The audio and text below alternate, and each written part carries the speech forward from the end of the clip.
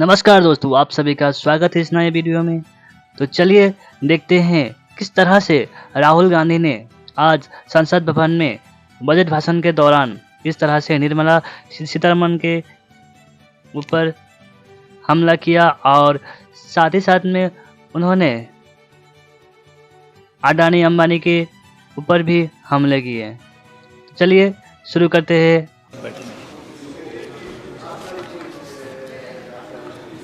Rahul Gandhi ji,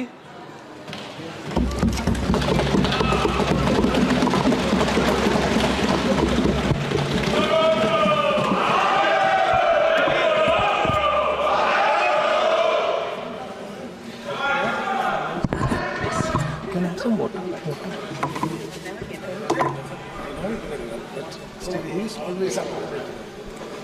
Thank you, Speaker Sir, for allowing me to speak on the budget 2024. Budget 2024. In my last speech, I spoke about some concepts, religious concepts.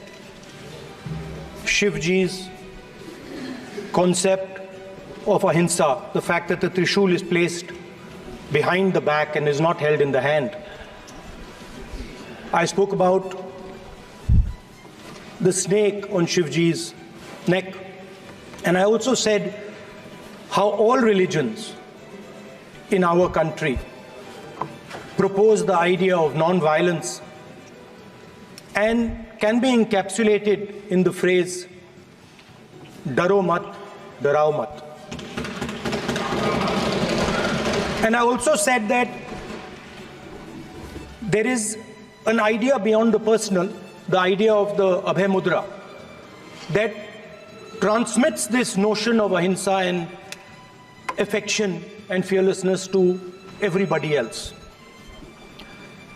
Speaker Sir, as I said in my speech, there is an atmosphere of fear, डर का माहौल है हिंदुस्तान में, and that fear has pervaded every aspect of our country.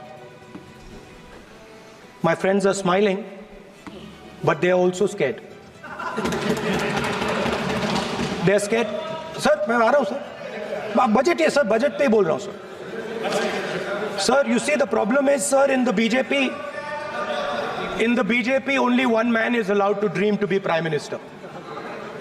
If the Defense Minister decides he wants to be Prime Minister, there's a big problem. There is fear. So this fear has been spread throughout the country, and the question I was asking myself was, why is this fear spreading so deeply? Why is it that my friends in the BJP are terrified, the ministers are terrified, the farmers of India are terrified, workers, youngsters?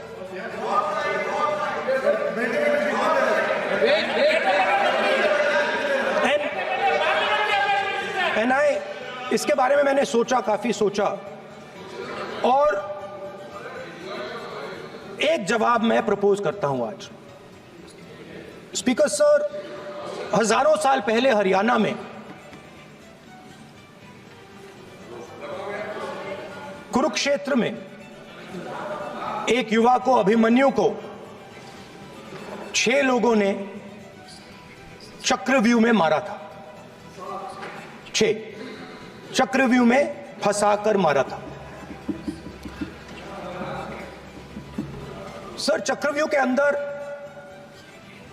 डर होता है, हिंसा होती है, और अभिमन्यु को चक्रव्यूह में फंसाकर, ट्रैप कर 6 लोगों ने मारा. मैंने चक्रव्यूह के बारे में थोड़ी रिसर्च की और पता लगा कि चक्रव्यूह का एक दूसरा नाम होता है पद्मव्यूह, मतलब लोटस फॉर्मेशन.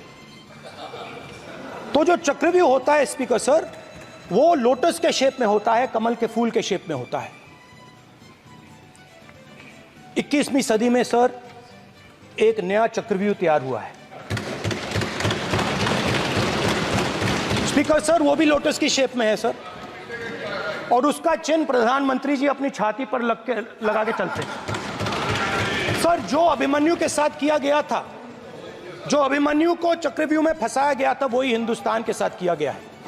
हिंदुस्तान के युवाओं के साथ, हिंदुस्तान के किसानों के साथ, हमारी माताओं बहनों के साथ, स्मॉल बिजनेसेस के साथ, मीडियम साइज बिजनेस के साथ। सर, अभिमन्यु को 6 लोगों ने मारा था। उनके नाम द्रोणाचार्य, कर्ण, कृपाचार्य, कृतवर्मा, अश्वत्थामा और शकुनी। सर, आज भी चक्रव्यूह के बीच में 6 लोग हैं। सर, चक्रव्यूह के बिल्कुल सेंटर में, चक्रव्यूह में हजारों लोग होते हैं सर, मगर उसके बिल्कुल सेंटर में 6 लोग कंट्रोल करते हैं। तो जैसे उस टाइम 6 लोग कंट्रोल करते थे, वैसे आज भी 6 लोग कंट्रोल कर रहे हैं चक्रव्यूह को। नरेंद्र मोदी जी, अमित शाह जी, मोहन भगवत जी, अजीत दोवल जी, अंबानी और अदानी जी कंट्रोल कर रहे हैं। प्लीज एक मिनट प्लीज। नहीं सब बोलने दीजिए। हाँ, आप बैठिए। माननीय सदस्य, आप संवैधानिक पद पर हैं। आपके कई माननीय सदस्यों ने यहाँ पर मुझे लिख कर दिया है कि जो माननीय सदस्य का सदस्य नहीं है उसका नाम नहीं लें। आपने लिख के दिया है। नो, आपने क्या, आप उसकी पालना करना चाहते हो? स्पीकर सर, गलत। मैं माननीय स्पीकर सर, एक minute, hold on. Speaker sir, अगर आप चाहते हैं तो मैं एक मिनट मैं प्रतिपक्ष के नेता से ये तो अपेक्षा करूंगा सही कि वो सदन की नियम मर्यादा को बने, ये अपेक्षा करता हूं। आप चाहे नहीं करें, पर मैं अपेक्षा करता हूं। नहीं सर, मैं, अगर आप चाहते हैं सर, मैं NSA का और अदानी और अंबानी का नाम इस लिस्ट से निकाल देता हूं। फिर माननीय सदस्य, आप अगर आप चाहते हैं सर। प्लीज, मैं नहीं चाहता। सदन के नियम प्रक्रियाओं से सदन चलता है। सर, अगर आप कहते हैं मैं निकाल देता हूं। नो मैं 3 ही नाम यूज करूंगा। नहीं माननीय सदस्य, नहीं कहा, और आप वीडियो में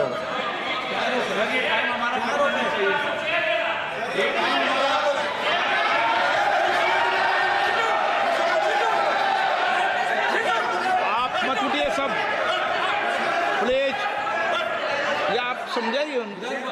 हाँ, आप Speaker sir, the Chakravyuh that has captured India has 3 forces behind it. First is the idea of monopoly capital, that 2 people should be allowed to own the entire Indian wealth. So one element of the Chakravyuh is coming from the concentration of financial power. The second element, sir, मैं budget को explain कर रहा हूँ sir. मैं आ रहा हूँ, वहीं आ रहा हूँ sir. So one element is financial power. The second element is the institutions, the agencies, CBI, ED, Income Tax Department of this nation, and the third is the political executive. Speaker sir, these 3 together are at the heart of the Chakravyuh, and they have devastated this country.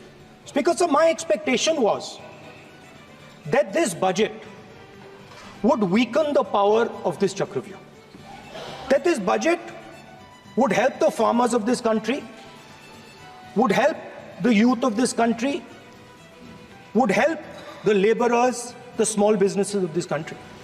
But what I have seen is that this budget, the sole aim of this budget, iski jo niyat hai, it is to strengthen this framework, the framework of big business, monopoly business, the framework of a political monopoly that destroys the democratic structure, and finally the framework of what one can call the deep state or the agencies.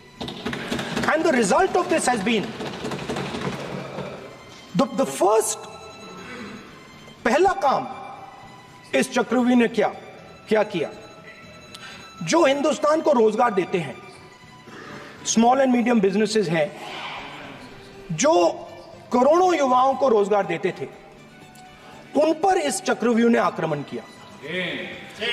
कैसे किया? नोटबंदी, GST और tax terrorism. आप लोग आतंकवाद की बात करते हो, पूरे देश में अगर कोई भी व्यक्ति छोटा बिजनेस चलाता है तो रात को उसको फोन कॉल आता है इनकम टैक्स डिपार्टमेंट से, जीएसटी से, और टैक्स टेररिज्म का वो शिकार बनता है। इस टैक्स टेररिज्म को रोकने के लिए बजट में आपने कुछ नहीं किया है। तो टैक्स टेररिज्म के कारण और ये जो आपकी नीतियां हैं, जो आपने कोविड के समय बड़े बिजनेसेस की मदद की और जो स्मॉल एंड मीडियम बिजनेसेस थे उनको खत्म किया, उसके कारण आज हिंदुस्तान के युवाओं को रोजगार नहीं मिल सकता है। बिल्कुल एक युवा को रोजगार नहीं मिल सकता है। अब फाइनेंस मिनिस्टर बैठी हैं, अब युवाओं के लिए आपने क्या किया? बजट में आपने इंटर्नशिप प्रोग्राम की बात करी और यह शायद एक मजाक है, क्योंकि आपने कहा कि ये इंटर्नशिप प्रोग्राम सिर्फ हिंदुस्तान की 500 सबसे बड़ी कंपनियों में होगा और 99% जो हमारे युवा हैं उनको इस इंटर्नशिप प्रोग्राम से कुछ लेना देना नहीं, कोई फायदा नहीं होने वाला है। तो आपने पहले टांग तोड़ दी और उसके ऊपर आप बैंडेड लगाने की कोशिश कर रहे हैं। मेन मुद्दा आज युवाओं का एग्जाम पेपर लीक है। जहां भी हम जाते हैं आपने बेरोजगारी का चक्रव्यूह बना दिया इनके लिए, और जहां भी हम जाते हैं वो कहते हैं देखिए बेरोजगारी है मगर पेपर लीक भी होता है। तो आपने एक साइड पेपर लीक चक्रव्यूह, दूसरी साइड बेरोजगारी चक्रव्यूह। पेपर लीक मैं आपको बताता हूं 10 साल में 70 बार हुआ है। अगर आप जानना चाहते हैं, 10 साल में 70 बार हुआ है। तो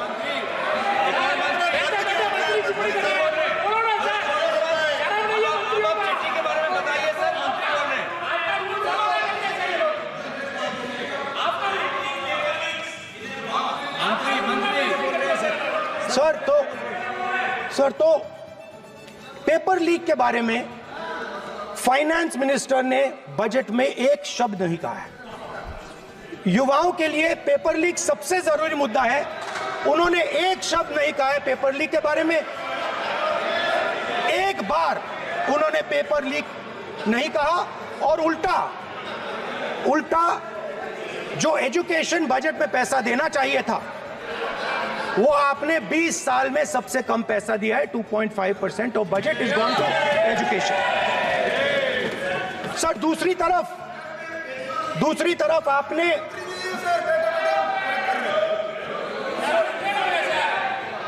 आपकी नहीं मानते सर, ये रनिंग कमेंट्री कर रहे हैं सर। लॉ मिनिस्टर नहीं है आपकी सर। दूसरी तरफ पहली बार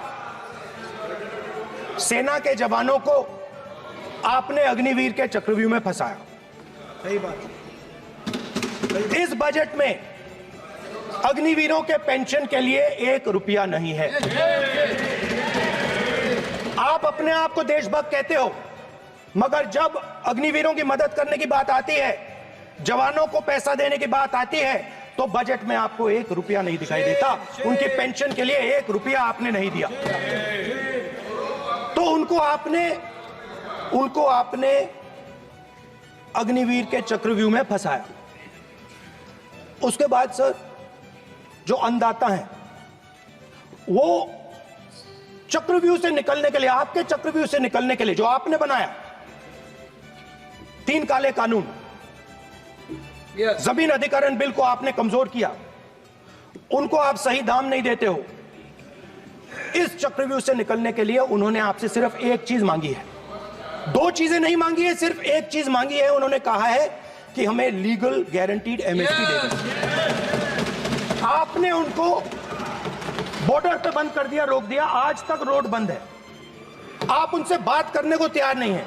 वो यहां आए, मुझसे मिलने आए, आप उनको अंदर नहीं आने दे रहे। माननीय सदस्य, आप सदन में असत्य नहीं कहे। आप वो आप, एक मिनट, हाँ, चलिए।